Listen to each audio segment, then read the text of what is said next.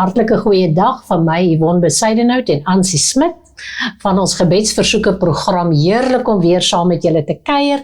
Ek glo en vertrou dat die reis wat julle gehad het saam met ons die verlede keer het julle regtig net 'n ander insig gehad oor fyngevoeligheid.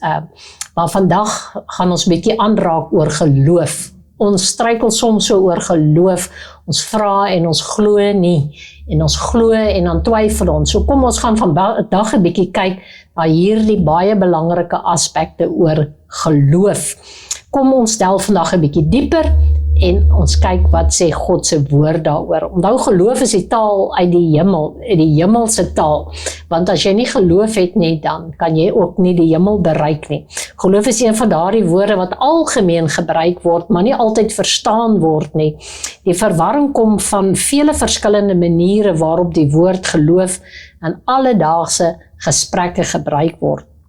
'n Vinnige kyk na die dictionary.com wys 7 verskillende gebruike. Een algemene manier waarop mense die woord geloof gebruik, is om te verwys na geloof in iets ten spyte van die gebrek van bewys. Maar dit is wat die Bybel met geloof bedoel. Die antwoord is 'n klinkende nee, dit is beslis nie so nie. So wat beteken geloof dan? Miskien selfs belangriker, wat is geloof in die Bybel? So ons gaan 'n bietjie dieper daaroor kyk, wat sê die Bybel oor geloof?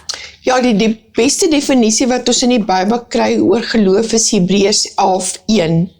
Geloof is dan die vaste vertroue op die dinge wat ons hoop, die bewys van die dinge wat ons nie sien nie. Uit hierdie spesifieke gedeelte kry ons 'n sentrale kenmerk van geloof aan die werk en die vertroue.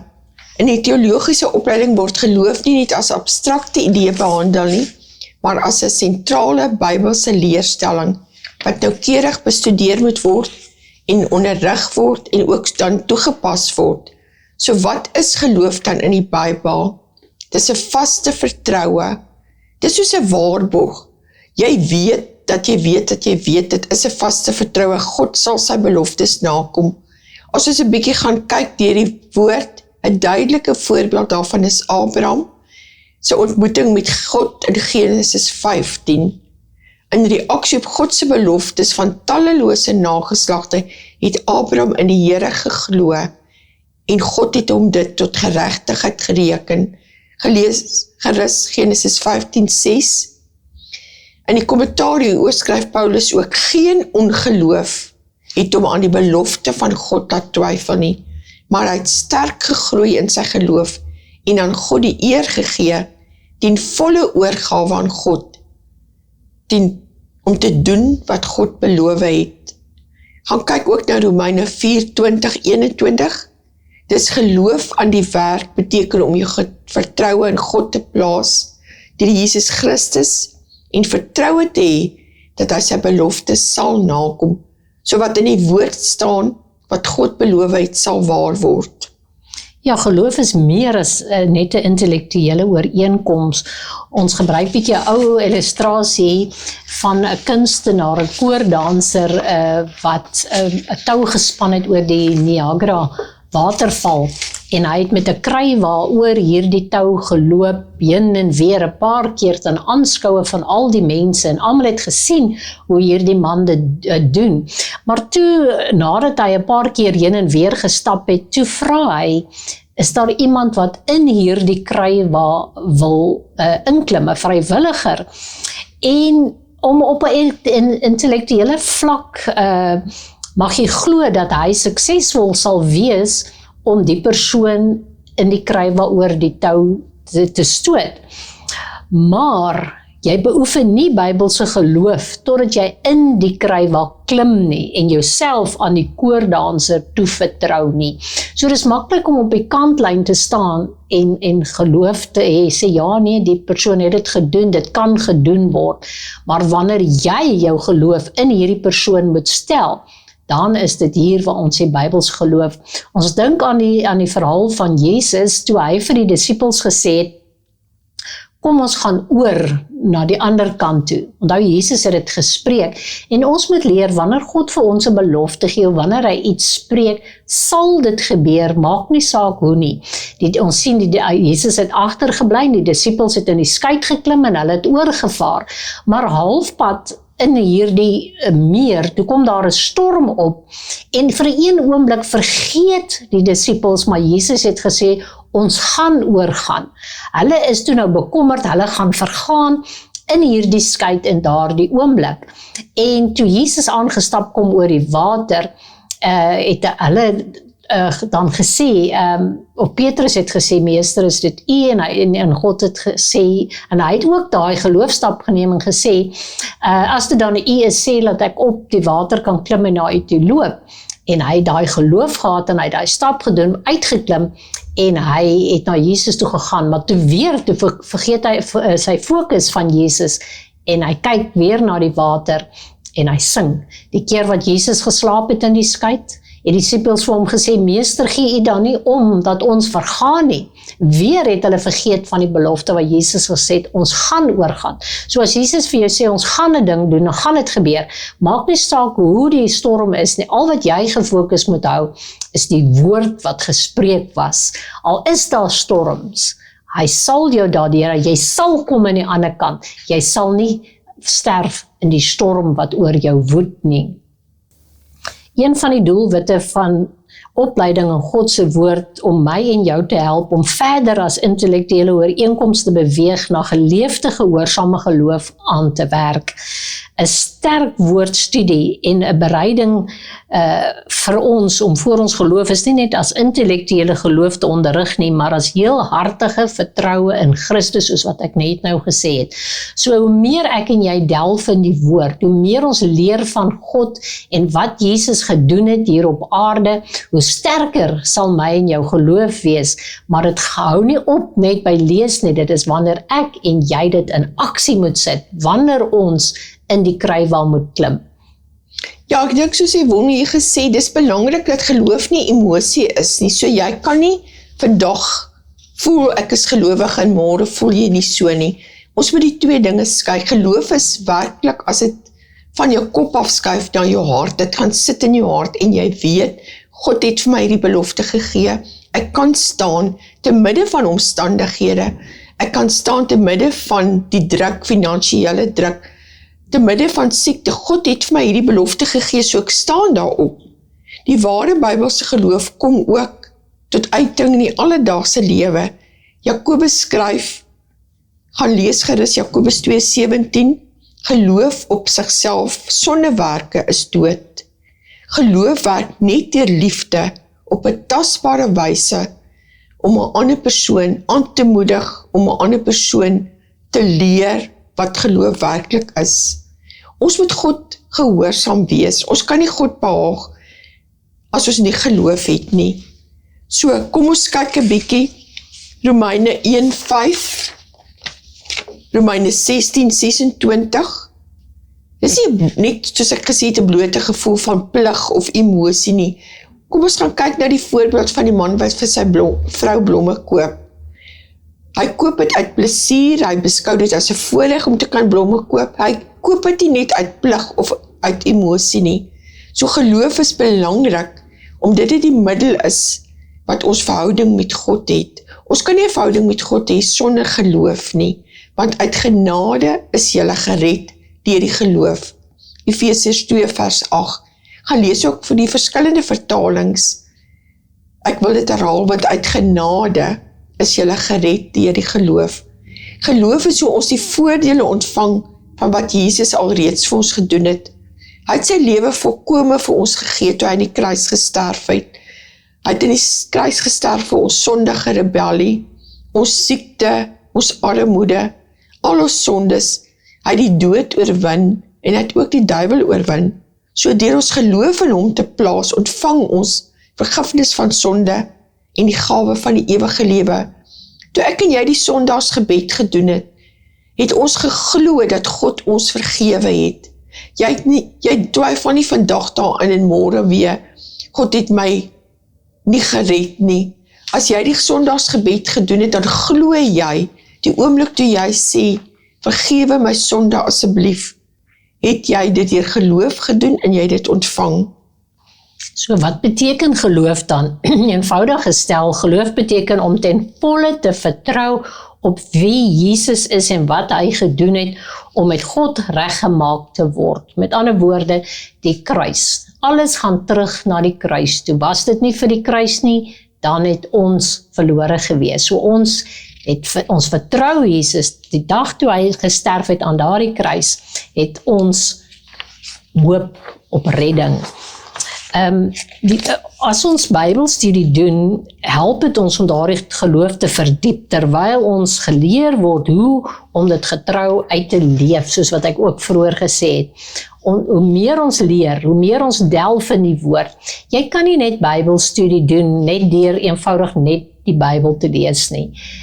Daar is veel meer. Kry vir jou, soos Ansie net nou gesê het, meer as een vertaling. Al baie van hierdie toeps is beskikbaar op die app, op die rekenaars, op jou fone.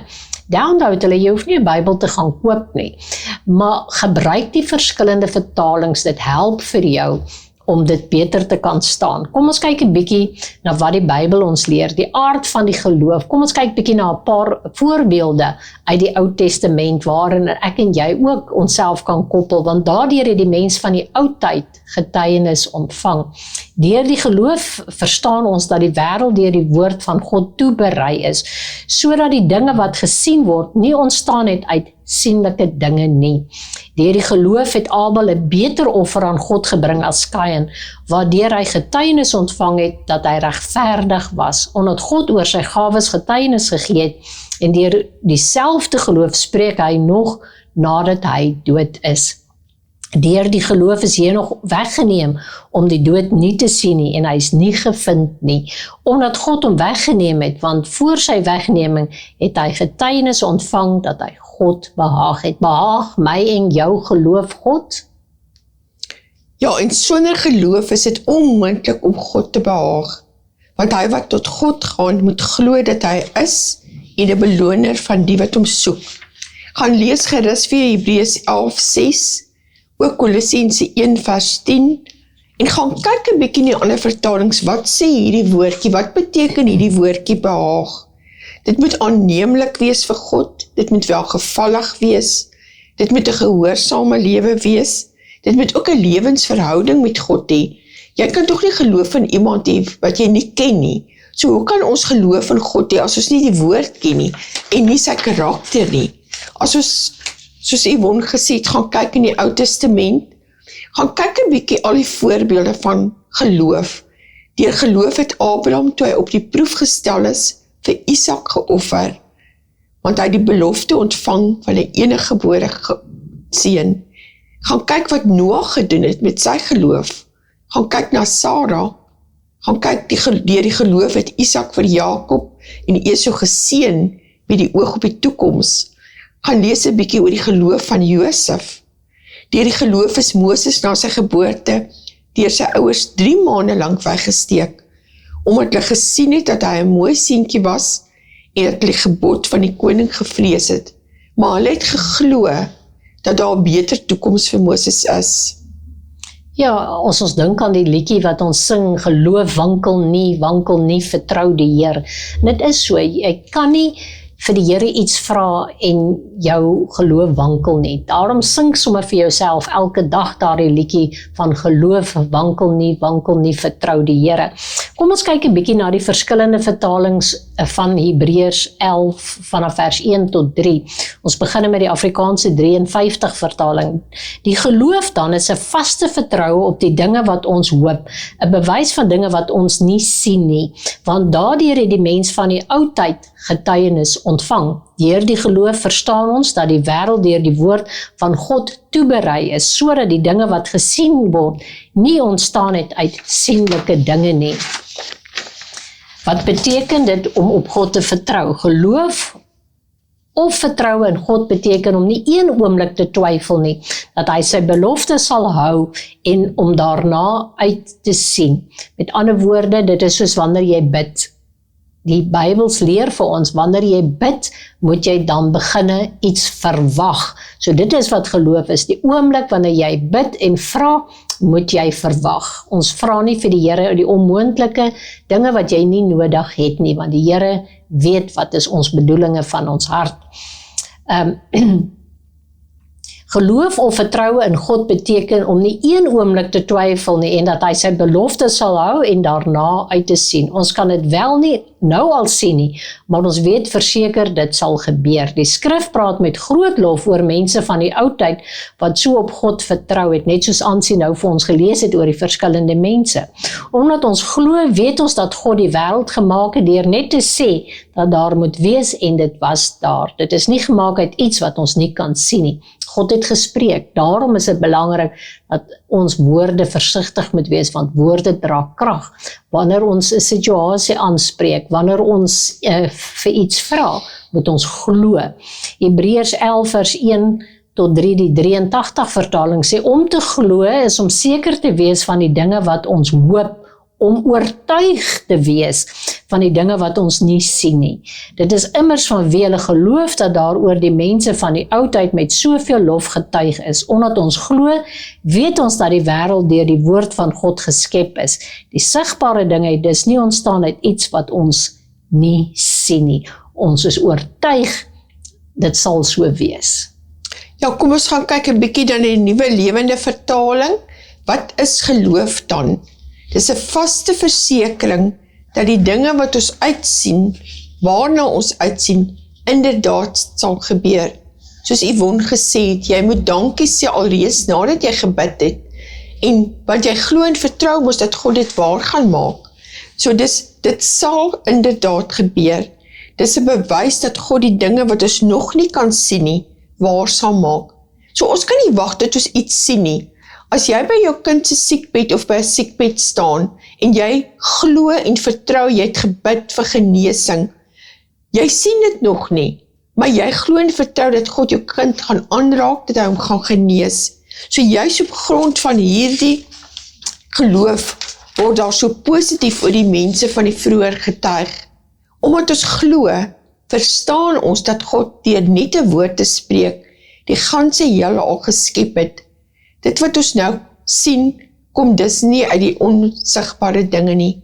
Geloof is om te weet dat God se beloftes waar is. Maak nie saak hoe die omstandighede lyk nie. As God se woord het gesê, God se woord is 'n hoër prioriteit as die doktersreport of as jou bank, jou finansiële staat. So kyk werklik na God se beloftes en pas dit toe in elke situasie. Ons weet dus dat al die omstandighede nog nie verander nie. God het dit beloof. Die wêreld glo dat, hulle sê ook vir jou, seeing is believing. Maar ons as kinders van God kan dit nie toepas op ons lewe nie. Ons sê, believing comes before seeing. So kom ons pas dit toe. Jy het nog nie die dinge gesien verander nie, die omstandighede. Jou kind is nog nie terug by die huis nie. Die verhoudings is nog nie herstel nie. Maar jy het gebid vir God en jy glo dit. Jy het geloof dat hy die beloftes waar gaan maak.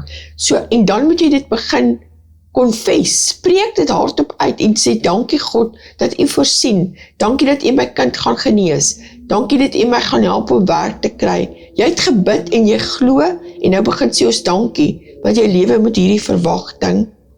Ek noem gisterand 'n voorbeeld toe ons Bybelskoolstudente bymekaar het van 'n geval in my eie lewe omtrent amper 30 jaar terug, wat ek die Here vertrou het vir R400. Ek kan nie meer onthou waarom het ek die R400 nodig gehad nie, maar ek weet ek het die Here gevra en ek het vertrou. Nadat ek gebid het en my saak aan die Here bekend gemaak het, is ek na 'n biduur toe en ek het teruggekom met verwagting dat daar iets moet wees. Op daardie oomblik was daar nie, maar ek het nie opgehou glo nie. My man het van die werk afgekom en ons is iewers heen en toe ons terugkom by die huis, kyk ek weer met 'n verwagting, met geloof en toe ons die deur oopmaak, toe kry ek onder die deur het iemand 'n koevertjie deurgesit met R400 in. Ek het aan niemand my versoek bekend gemaak nie, behalwe God. So moet ons geloof wees. Ek het 'n paar keer al van my getuienisse vertel.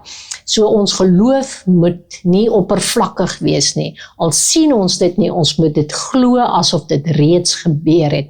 As ons dink aan Thomas, die disipel van Jesus, nadat Jesus opgestaan het en hulle het gesê Jesus het opgestaan, toe het hy gesê hy sal dit nie glo nie, tensy hy sy vingers in die gate in Jesus se hand kan sit en in sy hand kan sit. En ons sien na 'n paar dae het Jesus verskyn aan hom ook en hy het vir hom gesê, Thomas, waarom twyfel jy? Kom, druk dan nou jou hand hier in jou vinger in my hand. Kom voel hier in my sy.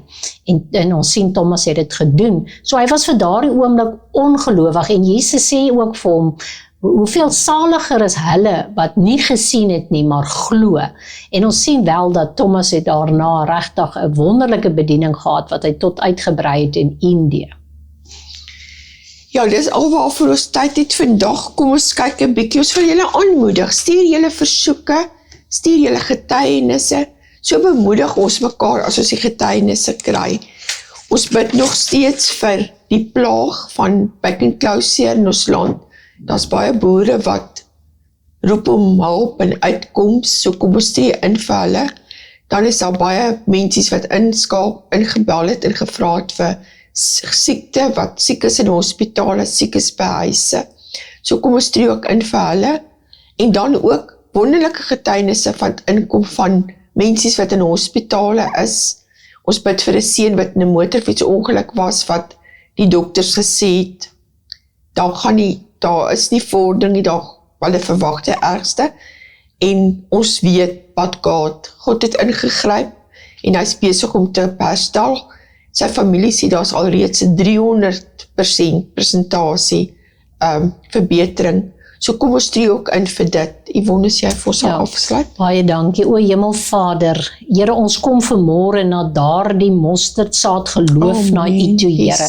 Here, U het elke versoek gehoor, Here, en ons kom vanmôre, Here, en ons spreek daardie back and close siekte wat oor die land en oor die landbousektor wil kop uitsteek en heers, kanselleer ons vandag en ons maak dit nul en void en ons beveel hierdie siekte, hierdie pestsiekte om te wyk in die naam van Jesus. Vader, ons dankie vir volle genesing en herstel van die landbousektor in alle omstandighede. Droogtes wat gebreek is, Here, allerhande siektes, Here. Ons vertrou U, Here, vir 'n volmaakte oes hierdie jaar. Vader, ons sê ook dankie vir Martin se aanraking, Here. Dankie dat ons weet, Jehovah Rapha leef nog, Here, en U doen nog steeds, Here, genesings. Vader, dankie vir elke versoek wat U aanhoor. Dankie, Here, dat ons kan uitkyk vir die resultate en dat ons weet dat U is in beweeg en dat ons die eindresultaat sal sien en ons eer U en ons vertrou U daarvoor in die naam van Jesus Christus en ons dankie daarvoor in Jesus naam. Amen. Baie dankie. Totsiens tot 'n volgende keer. Totsiens.